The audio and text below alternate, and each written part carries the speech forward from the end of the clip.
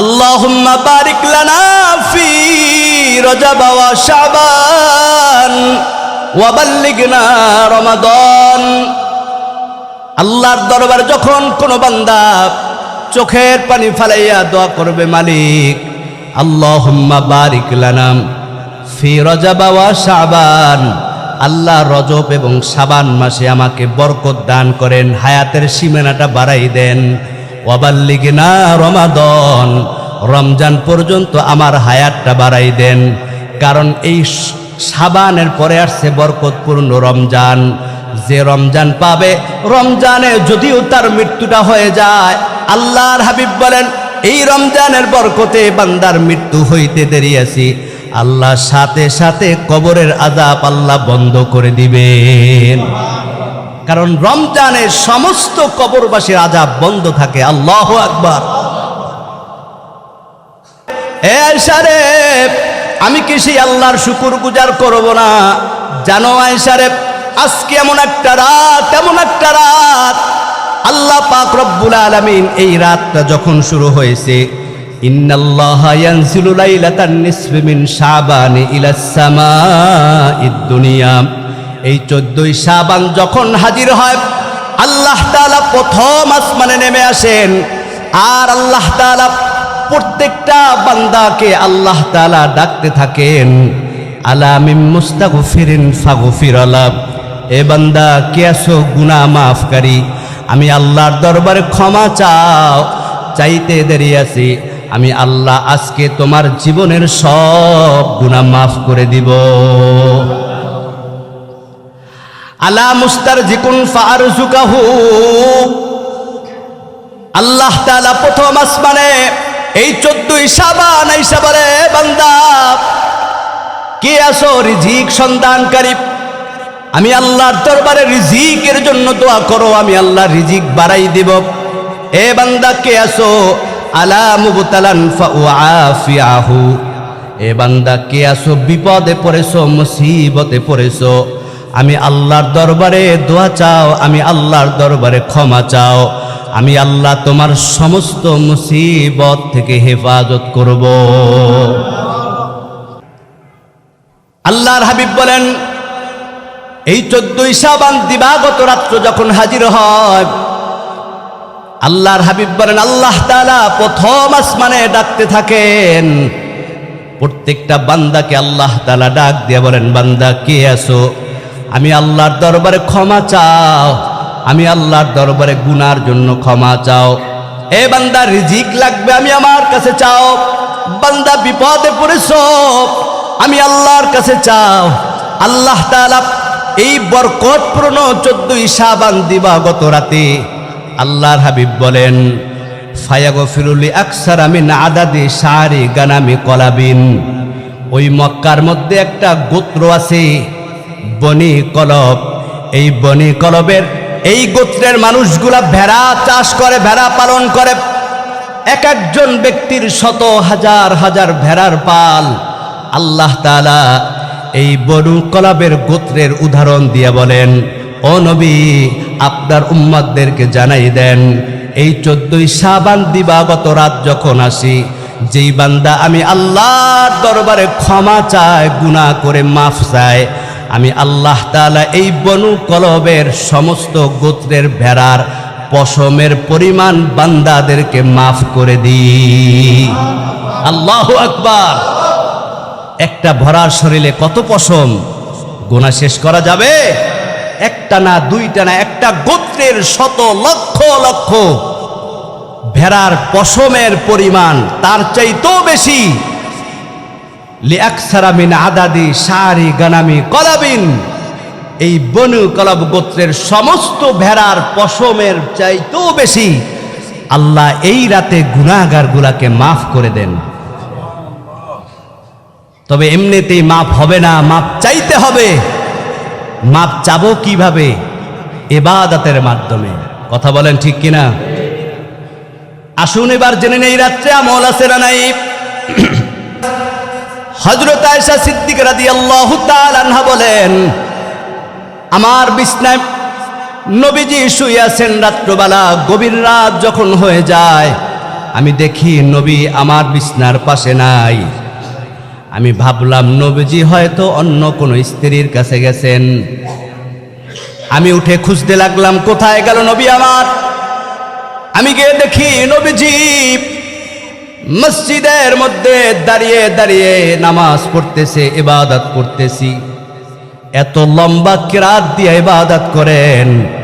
হযরত আয়েশা সিদ্দিকা রাদিয়াল্লাহু তাআলা আনহা বলেন 2 রাকাত নামাজে 6.5 পারা কোরআন নবীজি পড়েছেন। এত দীর্ঘ সিজদা দিয়েছেন, যেই সিজদা বসে কোনো নাড়াচাড়া নাই।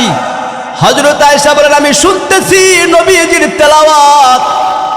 নবীজি যখন রুকুতে গেলেন আর নবীজি উঠে না। আমি মনে মনে ভাবলাম নবীজির আবার কি হয়ে গেল। কিন্তু কিছুক্ষণ পরে নবীজি যখন রুকু থেকে উঠলেন আবার তিনি সিজদায় চলে গেলেন। এত লম্বা সিজদা দিলেন, আমি ভয় পাইলাম না জানি নবী আবার দুনিয়ার থেকে চলে গেছে, কেন মাথা উঠায় নাম। আমি গিয়ে নবীজির পায়ের মধ্যে চিমটি কাটলাম। নবীজি যখন পা নাড়া দিলেন আমি বুঝলাম নবীজি এখনো জীবিত আছেন। নামাজ যখন শেষ করলেন, আল্লাহর হাবিবের স্ত্রী হযরত আয়েশা সিদ্দিকা রাদিয়াল্লাহু তাআলা আনহা বলেন দুনিয়ার মানুষ রে, আমি নবীকে জিজ্ঞাসা করলাম ইয়া রাসূলুল্লাহ, আল্লাহ তো আপনার সামনের পিছনের সমস্ত গুনাহ মাফ করে দিয়েছেন, ও নবী তারপরও এত কষ্ট করে কেন আপনি নামাজ পড়েন? আল্লাহর হাবিব বলেন আফালা আবদান শাকুর, যে আল্লাহ আমার সামনের পিছনের গুনাহ মাফ করে দিয়েছে, এ আয়েশা রে আমি কি সেই আল্লাহর শুকর গুজার করব না? জানো আয়েশা রে, আজকে এমন একটা রাত আল্লাহ পাক রব্বুল আলামিন এই রাতটা যখন শুরু হয়েছে, ইন্নাল্লাহা ইয়ানজিলু লাইলাতান নিসফি মিন শাবান ইলাস সামাঈদ দুনিয়া, এই 14ই শাবান যখন হাজির হয় আল্লাহ তাআলা প্রথম আসমানে নেমে আসেন। আর আল্লাহ তাআলা প্রত্যেকটা বান্দাকে আল্লাহ তাআলা ডাকতে থাকেন আলা মিন মুস্তাগফিরিন ফাগফির লাহ, এ বান্দা কে আছো গুনাহ মাফকারী, আমি আল্লাহর দরবারে ক্ষমা চাও। চাইতে দেরি আছি, আমি আল্লাহ আজকে তোমার জীবনের সব গুনাহ মাফ করে দিব। হযরত আলী রাদিয়াল্লাহু তাআলা আনহু বলেন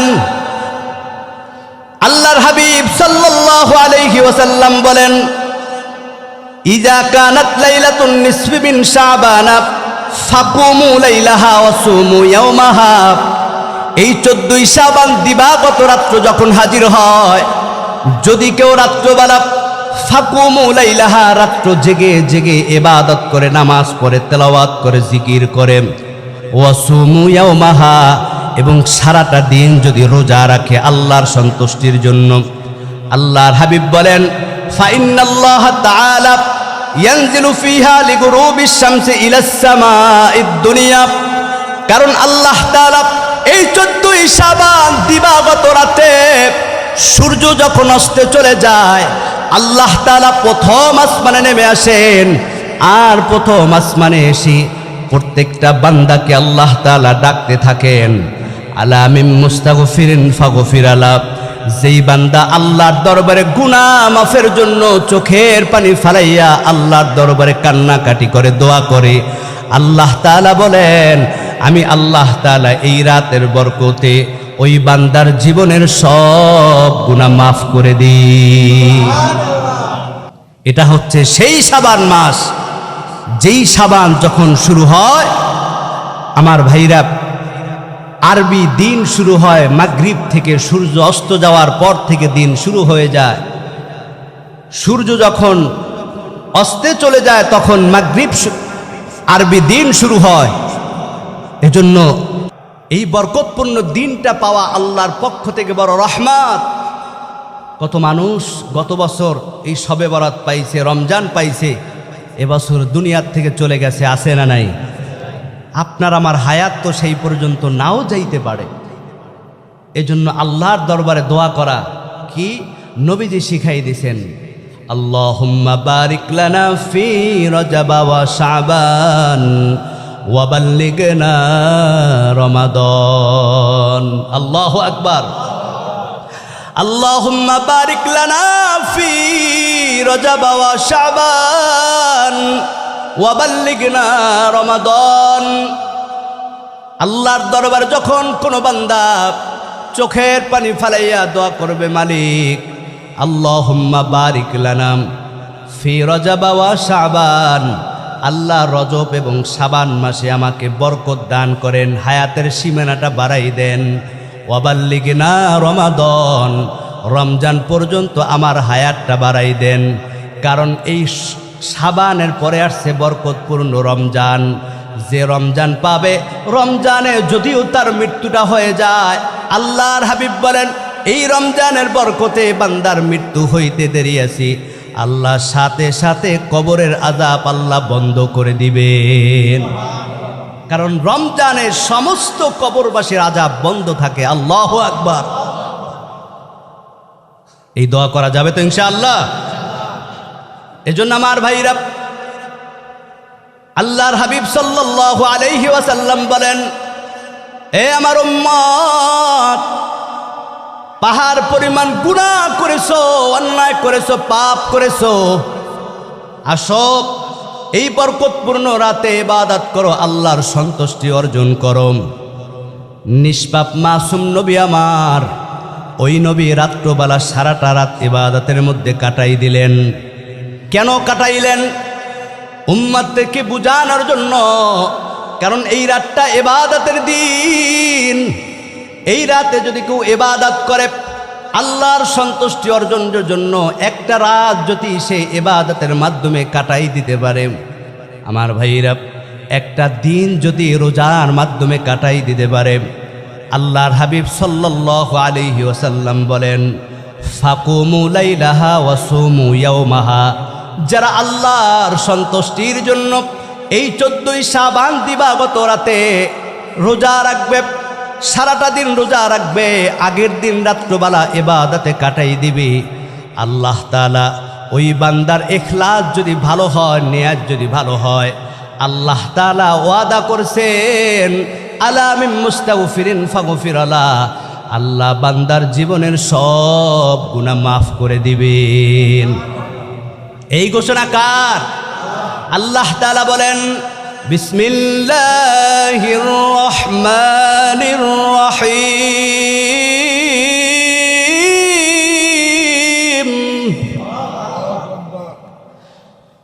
কুল ইয়া ইবাদিয়াল্লাযীনা আসরাফু আলা আনফুসিহিম লা তাকনাতু মির রাহমাতিল্লাহ,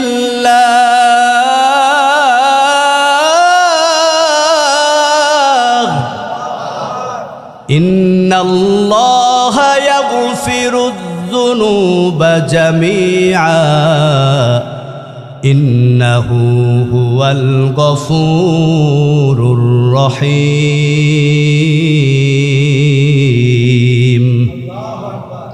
আল্লাহ তাআলা বলেন, বান্দা কে আসো, গুনাহ করেছো, অন্যায় করেছো, পাপ করেছো, এ বান্দা আসো, আল্লাহ তাআলা এই বরকতপূর্ণ রাতে ইলাস সামাঈদ দুনিয়া, এই 14ই শাবান প্রথম আসমানে নেমে আসেন। আল্লাহু আকবার। বছরে 365 দিনের মধ্যে এমন বরকত রাখে নাই রে বাবা, আল্লাহ তাআলা স্বয়ং প্রথম আসমানে নেমে আসেন বলতে মুফাসসিরিন কিরাম বলেন, আল্লাহ একবারে বান্দার নিকটে চলে আসেন।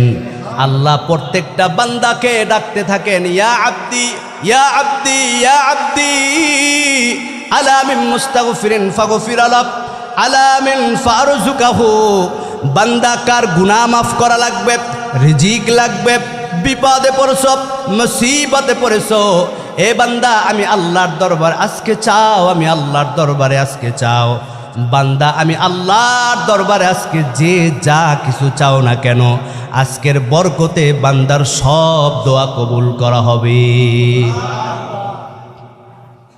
তাহলে এই দিনের ফজিলত আছে না নাই? আছে। এই দিনে রোজা আছে না নাই? কে হাদিস বর্ণনা করছেন? জলিল কদর জান্নাতের টিকিট প্রাপ্ত সাহাবী, অপরদিকে নবীদের জামাই। আল্লাহু আকবার। শেরে খোদা হযরত আলী রাদিয়াল্লাহু তাআলা আনহু বলেন, সুমু লাইলাহা কুমু লাইলাহা ওয়া সুমু ইয়াওমাহা, যারা এই রাত্রটা রাত্র জাগরণ করে ইবাদত করবে, এ ভাই ইবাদতের মধ্যে নির্দিষ্ট নাই নফল নামাজ, জিকির, তেলাওয়াত, তওবা, দুরুদ, ইস্তেগফার, যা কিছু করে না কেন, এক কথায় বান্দা যখন আল্লাহর সন্তুষ্টির জন্য এই রাতটা ইবাদতের মধ্যে কাটাই দিবে, সারাটা দিন যখন সে রোজা রাখবে, আল্লাহর হাবিব বলেন এই বান্দার জীবনের সমস্ত গুনাহ আল্লাহ মাফ করে দিবেন।